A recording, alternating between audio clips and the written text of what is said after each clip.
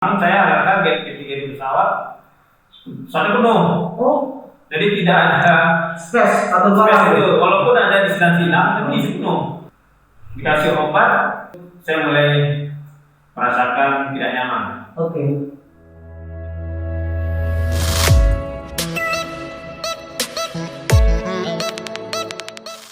Assalamualaikum warahmatullahi wabarakatuh. Selamat pagi, salam sejahtera bagi kita semuanya. Pada hari ini, Rawcast, Rio Online Cast, Podcast langsung ke lapangan. Sesuai dengan topik hari ini, tema hari ini kita akan tentang COVID-19 konspirasi tanda tanya, dan kita akan minta testimoni langsung dari pasien positif COVID-19 yang sekarang telah dinyatakan sembuh oleh Pak Dokter dengan Pak Haji bin Masud langsung di Pondok Pesantren Ummul Qura, Pak Haji ya. Yes. Assalamualaikum Pak Haji. Waalaikumsalam warahmatullahi wabarakatuh. Pak Haji, bisa ceritakan Pak Haji, kenapa Pak Haji bisa terpapar COVID-19 ini Pak Haji? Silakan Pak Haji. Ya, bismillahirrahmanirrahim. Jadi gini, saya sebetulnya ketika wabah virus COVID-19 ini mulai heboh, memang waktu itu saya lagi umrah itu. Jadi kami 2 hari di Madinah. Setelah itu Saudi tutup, tidak boleh masuk. Nah, semua heboh dan masih dalam tanda tanya karena informasi ini beragam, macam-macam. Ada yang mengatakan ini wabah buatan, ada virus yang dibuat oleh Cina, ada yang konspirasi segala macam. Jadi sampai kita pulang umrah sehingga tur di Turki juga sudah ada protokol pemeriksaan dan COVID ini. Tapi masih dalam tanda tanya karena informasi ini beragam. Februari akhir, wabah buatan, terus yang dibuat oleh Cina. Setelah sampai Indonesia, ini kan lagi heboh. Saya yakin bahwa ini wabah. Hanya saja pada saat itu kita kan juga bingung. Bagaimana proses kenanya ini? Kok ada juga orang kena? Ada orang yang kita pikir tidak seharusnya kena. Sehat-sehat saja. Kena. Nah, saya ketika itu tetap kita di pondok ini sudah lakukan protokol semua. Saya pun santri dipulangkan, ya. Yang tinggal di pondok itu di protokol. Bahkan kita tidak ada sholat jemaah, tidak ada sholat tarawih itu. Sampai ini berjalan terus. Di awal Juli, saya lakukan perjalanan. Kemana Pak Haji? Ke Jakarta dan Bandung karena ada urusan kerja. Cuma 4 hari. Memang saya agak kaget ketika di pesawat, soalnya penuh. Oh, jadi tidak ada stres atau space itu. Walaupun ada di silang tapi isi penuh. Oke. Saya udah ini juga ini bilang wah ini Nggak sedap ya? sedap juga. Bilang ini bahaya ini. Ada belum lagi yang di pesawat macam-macam, ada yang maskernya dibuka-buka, kan? Terus sampai di Cengkareng itu di Bandara Soekarno-Hatta padat sekali. Jadi itu seperti biasa saja. Kita sudah mulai was-was juga. Terus selesai mau balik. Balik ke Pekanbaru. Dia begitu kondisi pesawat. Penuh lagi. Di ruang tunggunya penuh. Orang tiduran, rapat, tidak seperti biasa. Tapi saya melihat bahwa kalau pikir bahwa ini dan saya tidak kenal. Jadi ada 14 hari setelah saya pulang dari sana itu tidak ada reaksi. Oke. Saya pikir ya, Aman. Jadi baru hari ke-15 itu saya mulai merasakan tidak nyaman. Oke. Dengan seperti gejala demam darah. Saya pergi ke dokter. Dokter mengatakan, ya ini demam darah ini. Oh, demam darah. Dikasih obat. Dikasih obat. Kemudian saya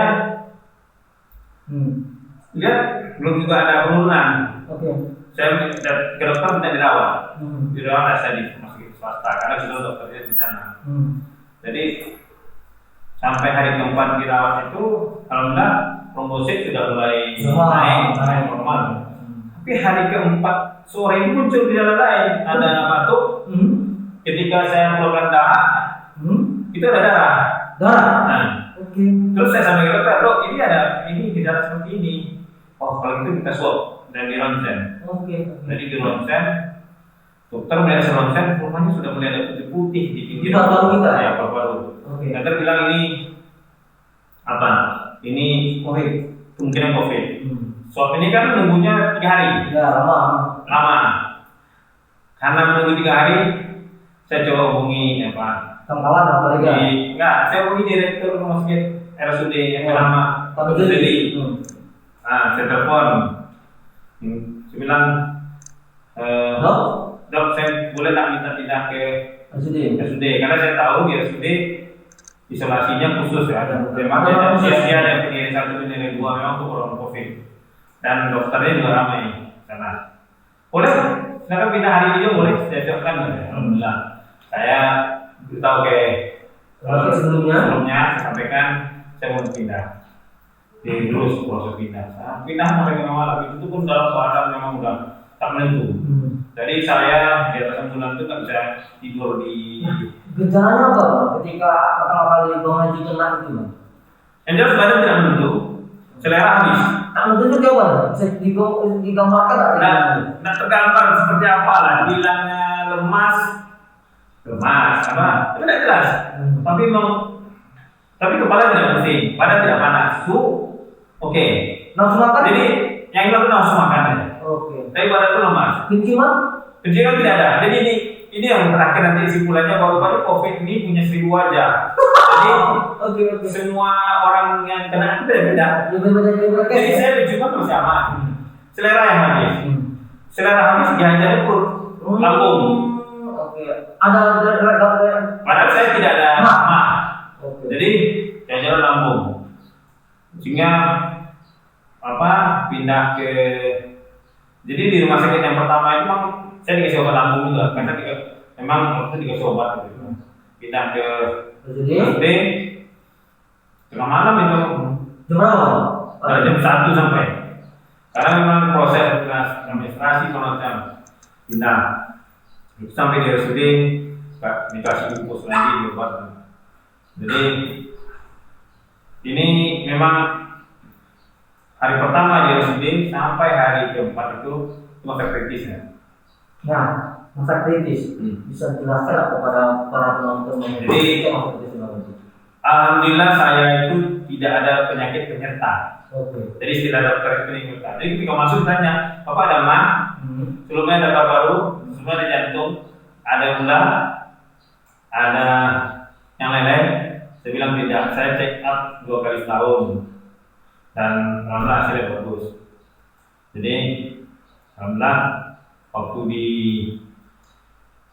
diberi obat alhamdulillah tidak ada efek.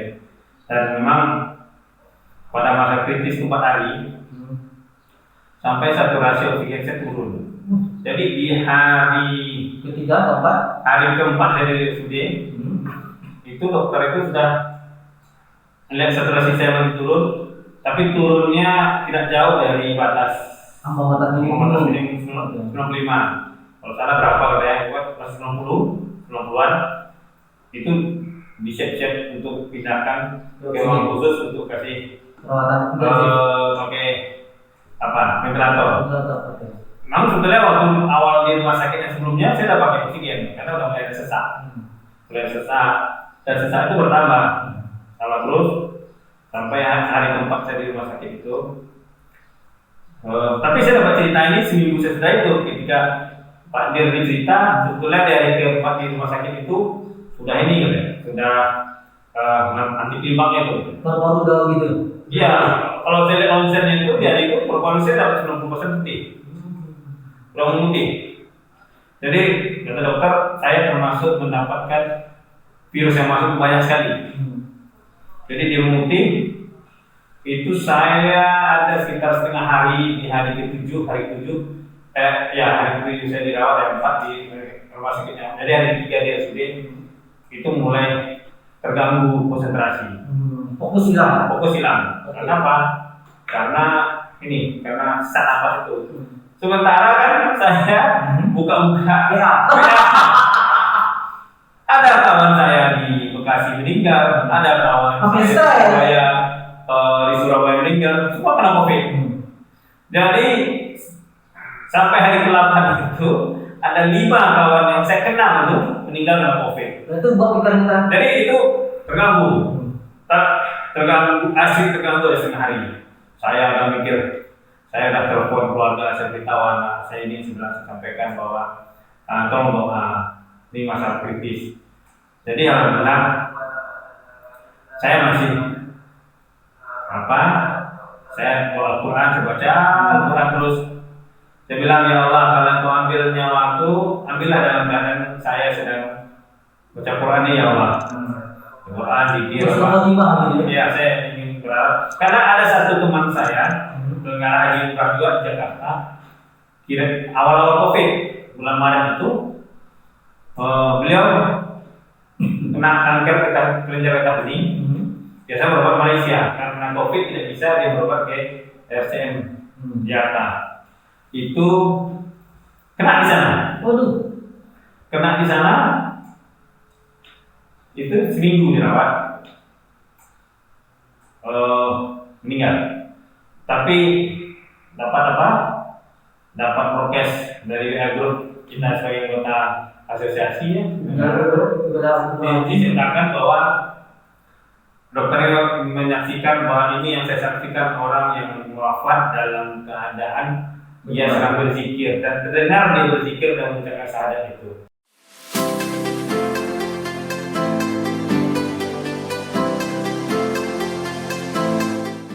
Ya Allah, kalau Kau ambil nyawaku, wafatlah dalam keadaan seperti masyarakat berzikir saya. Masuk ke dalam mulut, kemudian memang ada yang tak sadar. Saya tulis itu pas habis masa kritis.